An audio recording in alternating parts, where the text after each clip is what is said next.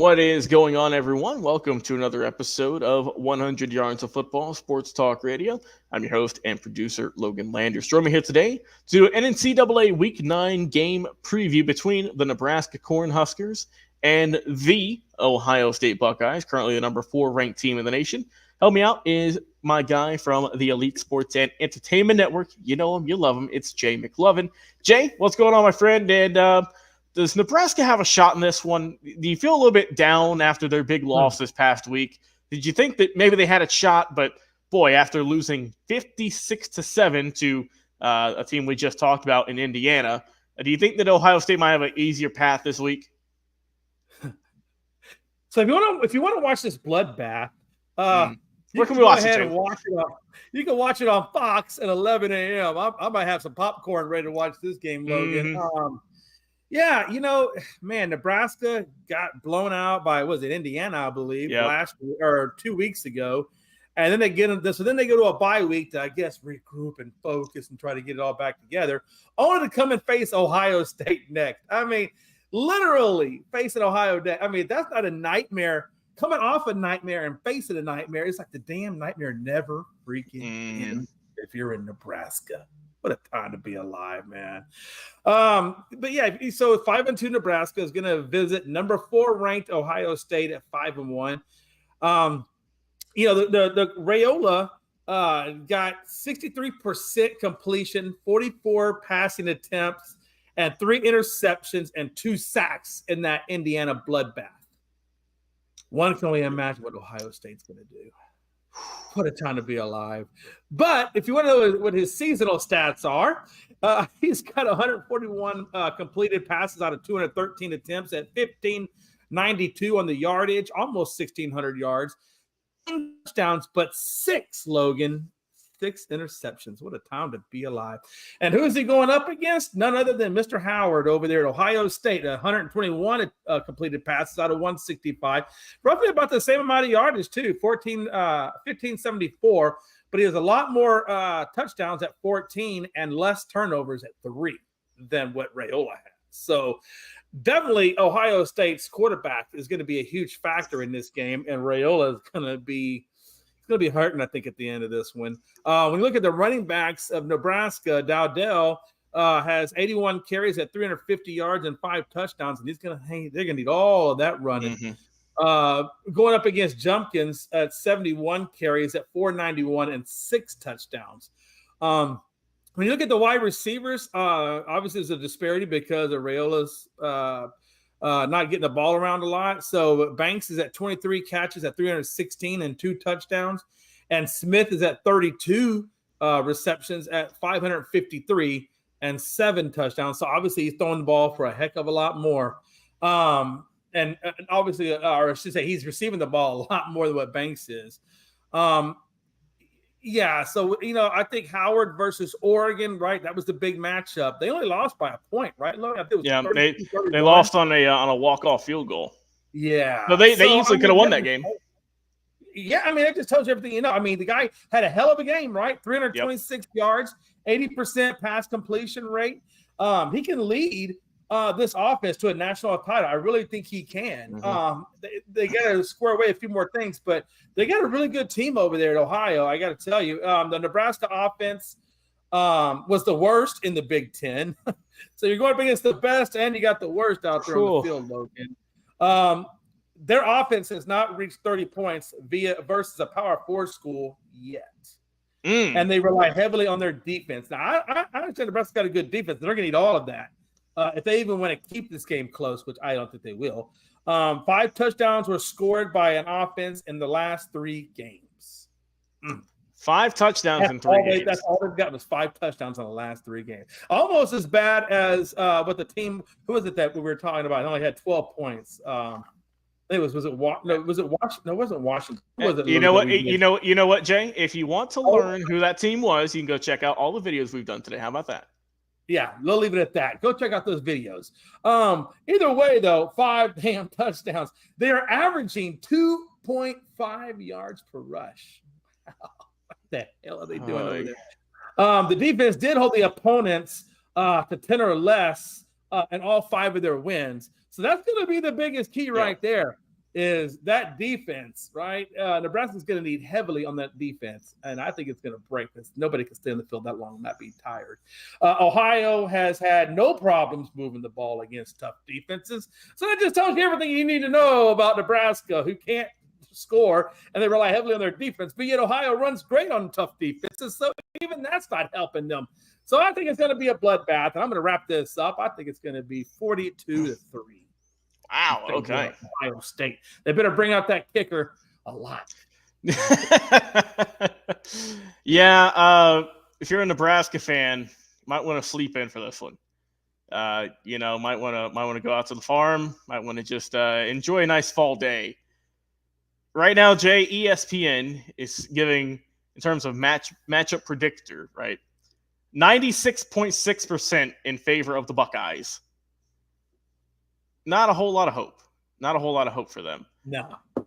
And like you said, of the wins Nebraska has had this year, because I said they are 5-2, obviously a winning record, which is good. But let's look at who they've played. Okay. You get easy wins over UTEP and Northern Illinois, as you should. Purdue, good win there, won by 18. You only won by 7 against Rutgers. You only put up 14 points. Wow. You won 14-7 against Illinois. Yeah. Against Illinois, who is a ranked team. They lost in overtime, 31-24. Close game there. But then you lose last week to Indiana, who is tougher competition, even more so than Illinois, 56-7. And now there's another tough test here in Ohio State. So if you're Nebraska, you're hoping you can just kind of get through this one, because then you're facing, at the moment, at the time of this recording, a lot of unranked teams. After Ohio State, the rest of your schedule is against unranked opponents. That will be against UCLA, USC, Wisconsin, and rounding out the season against Iowa. So got some big names, but we'll see what happens. So Nebraska, like you said, Dylan Raiola, bit of a up and down first year, right? Not setting the world on fire, but also not enough to be benched. When you look at his stats so far, like you said, he's got 9 touchdowns, 6 picks, has been sacked 14 times, though. So he will have to hopefully get something going here. And also the thing too, Jay, that we forgot to mention, this is going to be a road game for Nebraska. They're going into Ohio State. So they don't even have the home fans behind them. It just might as well just stack the deck, right? So you're saying that Nebraska will not be able to pull off a Baker Mayfield and plant their flag in the road. That's what I don't think so. They can get face planted in the O, but they're definitely not going to be putting a flag. You know what they can do, Jay? They can maybe look out there and just see the sea of red and just say, "Hey, that's for us," and just kind of trick their mind and say the Ohio State red is really rooting for them if whatever helps them get through the game quicker. Looking at the game, looking at the rest of this team, Dante Dowell, your running back, 81 carries, 350 yards, only 4.3 average. Got to step that up. 5 touchdowns on the year, though, so he is able to get into the end zone. And then your top receiver, Jay, is going to be Jamal Banks, who is 316 yards on the year. 2 touchdowns for him. Isaiah Nayer is your other top receiver. He's got 304 yards and 4 touchdowns. Other than that, just a bunch of other guys who have a little bit over 200, if that. So, Raiola, it's time for your coming out party, buddy. You got to get going here. You got to show why you were one of the best high school prospects in Georgia against this team here. Now, the defense. Obviously, you want to forget about last week. Gave up 56 points, for God's sake. You're going to want to get some pressure on the quarterback. You do have 21 sacks on the year, so you're going to want to utilize that with James Williams and Ty Robinson. Now, for your secondary, you've got to get some more turnovers. They do have 8, but you want to have to get a little bit more against the Ohio State Buckeyes. So they do have some, like you said, but really beside that one really bad loss, it hasn't been an awful year for Nebraska in terms of points they've given up and whatnot. I mentioned the close loss against Illinois, but I mean, other than the blowout last week, it wasn't too much of a rough year. But man, that really just left a sour taste in my mouth with this team. Yeah. Now, when you look at the Buckeyes, whole nother ball game. We mentioned their only loss in the year comes against Oregon, who is the number 1 team in the country right now. Also, a team that they lost to only 1 point against, and that was a walk-off field goal. So you can't play. You basically played a 99% perfect game. That's just how it goes. But other than that, Jay, they're coming off a bye week. So you're hoping Nebraska maybe they're still a little bit too comfortable coming off this bye. That's what you're hoping for. However, on the flip side, that means everyone's well rested, so they're gonna have energy. Obviously, Will Howard has been electric this year for the team. Definitely getting some Heisman chat around him. I mean, 14 touchdowns on the year, Jay, 1,500 yards, 73% completion percentage as well. He's done great. He has been everything this team wants him to be and then some. So I'm expecting him to have a great day against Nebraska. And, of course, the running game and Quinshon Judkins and Travion Henderson behind him. Those two are electric, Jay. 400-plus yards for each of them. Judkins obviously being your top running back with close to 500. He's got 6 touchdowns. Henderson has 4. Add those up, you get 10 touchdowns from those two guys alone. This team, Jay, can run the ball like crazy. Will Howard as well has 5 rushing touchdowns, 18 rushing touchdowns on the year for this team. They're doing great. They're throwing the ball well. They're running the ball even better. And when you look at the rest of this unit, obviously, we know that Ohio State has, in a sense, become wide receiver university with the amount of talent that they're bringing from their team into the NFL. And my God, they just keep churning out prospect. Just amazing player at this receiving spot. And you've got 2 absolute dogs there right now. And Jeremiah Smith, who's got 7 touchdowns, and Emeka Ibuki, who's got 6. Both those guys have over 500-plus yards on the season and over 30 catches each. Jay, Smith averages 17.3 yards per catch. Nearly 2 first downs is what he's getting you on average. I'm about to say 17. That's a lot. And for Emeka, he's doing great too. Like I say, he's got 6 touchdowns, 526 yards on 40 catches, but he's getting you 13.1 average per catch. And I got to throw this young man in here because he's not getting as much love, but I think he should. Just because of how well he has played, but he's not getting as much love because he's the 3rd receiver in this unit, and that's Carnell Tate. 15 catches, Jay. Yeah, all right, 15. But 232 yards. Jeez. 15 catches for 232 yards and a 15.5 average yard per catch. Wow. So 13, 15, and 17. Yeah. So your top 3 receivers are getting you at least a first down and then some. Oh, yeah.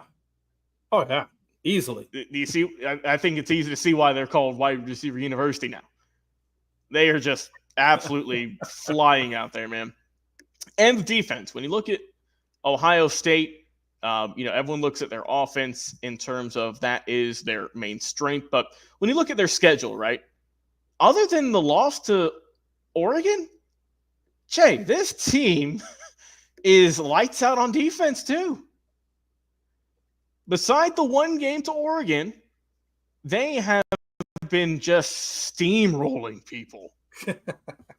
Yeah. So, you know how Nebraska gave up 40 points, Jay, to Iowa, right? We know how that happened. They gave up 40 points to Iowa. Well, Ohio State has also – or excuse me, Indiana, my bad. I disregard that point. But Ohio State, rather, they are just running through teams in terms of their defense. Jay, they have given up 6 points to Akron, 0 to Western Michigan, 14 to Marshall, 7 to Michigan State, 7 to Iowa, and then you had, as I mentioned, the one outlier with Oregon. Yeah. Other than that, you're beating the heck out of teams you're supposed to. You're killing them on offense and you're stuffing them on defense. I think that's going to continue. They've got some dogs out there. They've got a team with 17 sacks on the year, which is tremendous. They also are putting up 19 passes defended, only 4 interceptions. But, I mean, honestly, Jay, they're not going to be picking off a lot of balls if they're not able to throw the ball. So, I mean, that's just how it goes. Yeah. To wrap things up, Ohio State will roll in this one, I firmly believe. If not, then Nebraska. If Nebraska pulls this one off, that's team of the week. That's team of the. it's a miracle if they pull it off. But I think Ohio State will win handedly. Final score for me in this one. Final score, I will go, Jay, I was feeling generous earlier in the day with one of my earlier predictions.